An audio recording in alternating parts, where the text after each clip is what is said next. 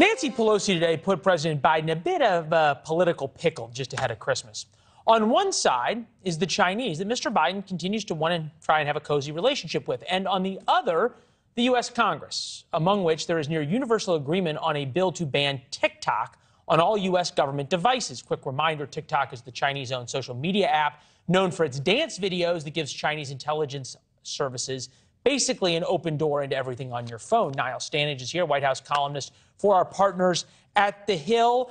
It's weird, right? Because, Nancy Pelosi's run interference a lot for the White House on the Hill, particularly in Congress.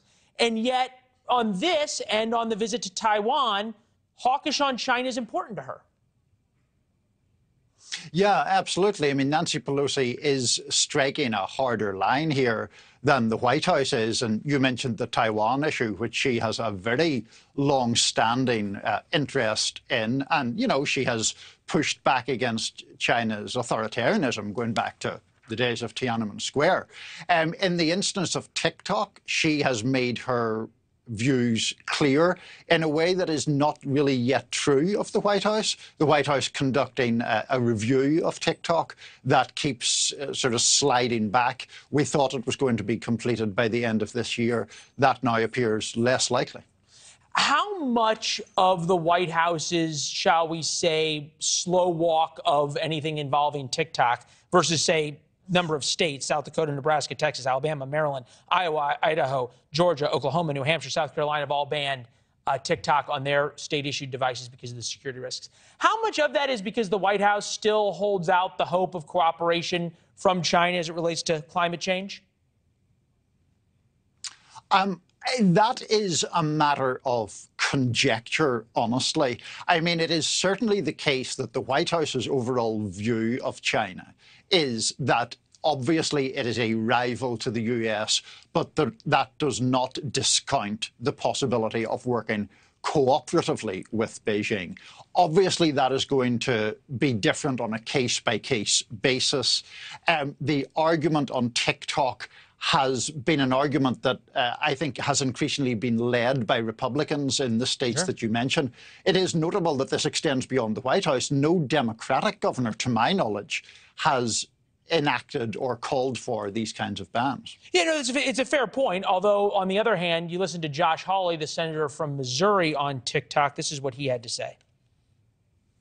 Last night's legislation is vitally important because never has the security threat to the American people from the Chinese Communist Party been more grave, and never has the determination on the part of the Chinese Communist Party to leverage every possible asset, every possible platform to gather information, personal information, from the American people been more serious than it is now. And yet it passed unanimously.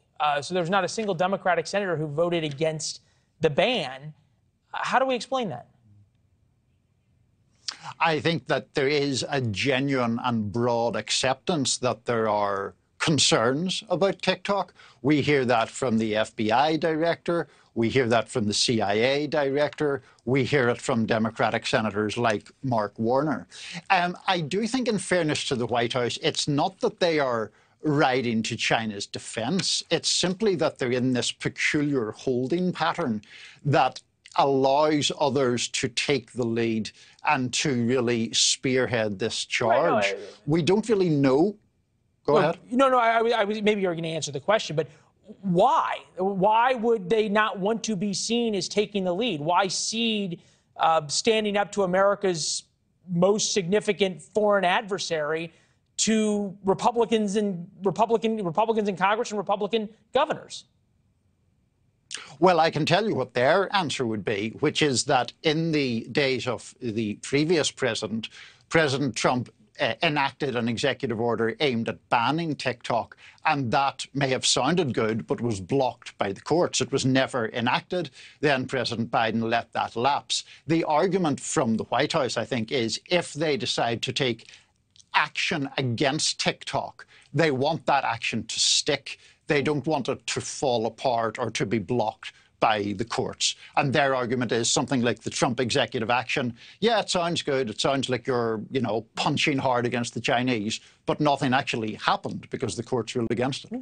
Thanks for watching. Go to newsnationnow.com to find NewsNation on your television provider.